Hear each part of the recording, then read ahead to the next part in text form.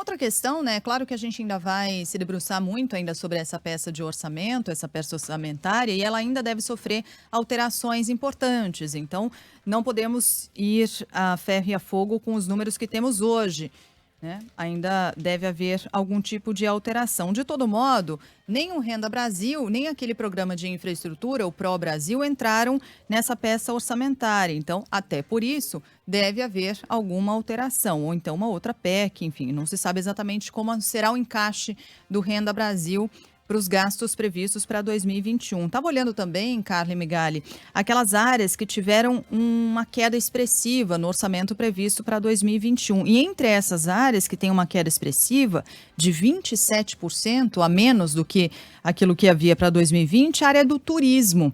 Turismo tinha para esse ano de 2020, até antes da pandemia, pouco mais de 3 bilhões, quase 3 bi e meio, passando para o orçamento de 2021, 2 bi e meio, uma queda bastante significativa no setor de turismo, setor que quebrou praticamente nesse ano, quebradeira geral, muitas agências fechadas, empregos diretos e indiretos perdidos nesse setor, mas olha, pelo que dá para ver pelos números do orçamento, sem nenhum fôlego para que haja um programa de estímulo, de incentivo ou mesmo de recuperação nesse setor.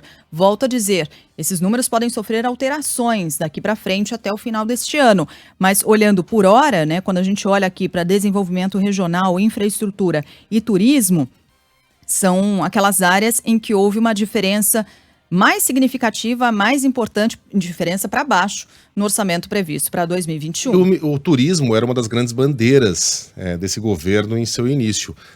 Você lembra que o Brasil teve a intenção de contratar Sharon Stone para ser a garota propaganda do Brasil lá fora, depois essa ideia foi descartada, mas foi feito inclusive um slogan novo para o Ministério do Turismo com uma frase que era meio desastrada porque ela tinha um duplo sentido, era Visit Us and Love Us, que literalmente significa nos visite e nos ame. Mas para quem fala o inglês como primeira língua, isso soa como nos visite e transe conosco.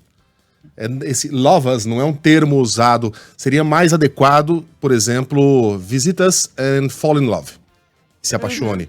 Ou visite-nos e fique impressionado, visite-nos e se apaixone pelo país. Foi bem criticado esse slogan, mas era uma área em que o governo estava apostando muito suas fichas.